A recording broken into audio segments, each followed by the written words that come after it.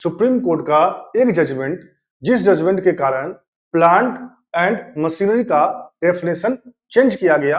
कहां पे? जीएसटी में। तो आइए समझते हैं ये जजमेंट था क्या। तो समझते हैं। देखो, जीएसटी में एक सेक्शन हुआ करता है जिसका नाम है सेक्शन 17(5) और इसे अपन ब्लॉक क्रेडिट कहते हैं। यानी ब्लॉक क्रेडिट का मतलब ये हुआ कि कुछ ऐसे पर्टिकुलर आइटम है जिसपे आप अगर परचेज के टाइम पे जीएसटी पे करते हो तो आपको उसका इनपुट नहीं मिलेगा, क्योंकि वो ब्लॉक क्रेडिट के सेक्शन में आता है। इतनी बातें तो क्लियर है। तो हुआ क्या? हुआ ये कि सेक्शन 17(5) कहता है कि अगर आप कोई बिल्डिंग कंस्ट्रक्ट करवाते हो और उस बिल्डिंग को कंस्ट्रक्ट करवाने के टाइम पे अगर आपने कुछ चीज परचेज किया था और उस पे जो आपने जीएसटी पे किया है उसका आपको आईटीसी नहीं मिलेगा। क्यों नहीं मिलेगा? क्योंकि ये सेक्शन 17(5) में ब्लॉक है। ये बातें सेक्शन 17(5) करता है। तो इससे हुआ ये कि एक कंपनी थी, जिस कंपनी ने क्या किया, अपने यहां एक मशीनरी इंस्टॉल करवाई।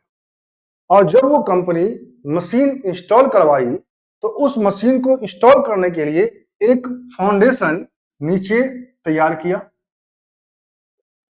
और ये जो फाउंडेशन थी, ये फाउंडेशन कंक्रीट की थी, मतलब सीमेंट सरिया वगैरह वगैरह यूज हुआ था। ओके जी, अच्छी बात है। और फिर इसने क्या किया, इस पे एक मशीन डाल दिया। ठीक है। और उसने इसका आईटीसी क्लेम कर लिया। जैसे ही आईटीसी क्लेम किया तो जीएसटी डिपार्टमेंट ने कहा क्या कि देखो मुन्ना, ये जो पोर्शन है तुम्हारा, ये पोर्शन 17(5) में आता है, ब्लॉक क्रेडिट में आता है। तुमने ये काम गलत किया है, तुम्हें ये नहीं करना चाहिए था।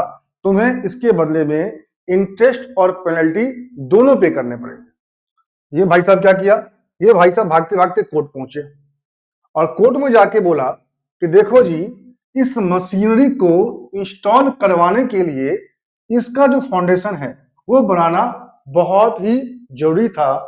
बिना इसके ये मशीनरी इंस्टॉल नहीं हो सकती थी।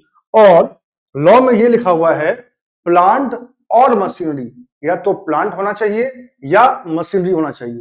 तो इस केस में हमारा तो ये जो पोर्शन है, ये पोर्शन क्या है, ये पोर्शन इस मशीनरी को इंस्टॉल करने के लिए है। तो कायदे से हमें आईटीसी मिलना चाहिए। ठीक है जी। पहले लोअर कोर्ट में बात गई, वहां बात नहीं बनी। ये भाई साहब भागते भागते पहुंचे कहां पे? Supreme court. सुप्रीम कोर्ट ने कहा कि देखो भाई, ये जो पोर्शन है, ये पोर्शन सेक्शन 17 के दायरे में नहीं आएगा और मैं इसे एक्सेप्शन प्रोवाइड करता हूं और इसका आईटीसी अलाउ करता हूं। जो इसका आईटीसी है वो क्या करता हूं, मैं अलाउ करता हूं। और सुप्रीम कोर्ट ने डिसीजन इस कंपनी के फेवर में दे दिया।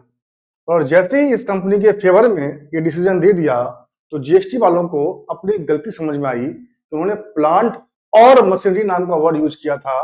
फिर उन्होंने क्या किया, उसको अमेंड किया, चेंज किया, और चेंज करने के बाद उसको कह दिया प्लांट एंड मशीनरी।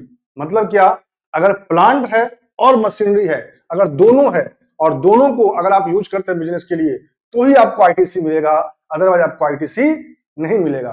तो इस जजमेंट के कारण एक छोटा सा अमेंडमेंट जीएसटी में किया गया था। मैंने सोचा कि आपके साथ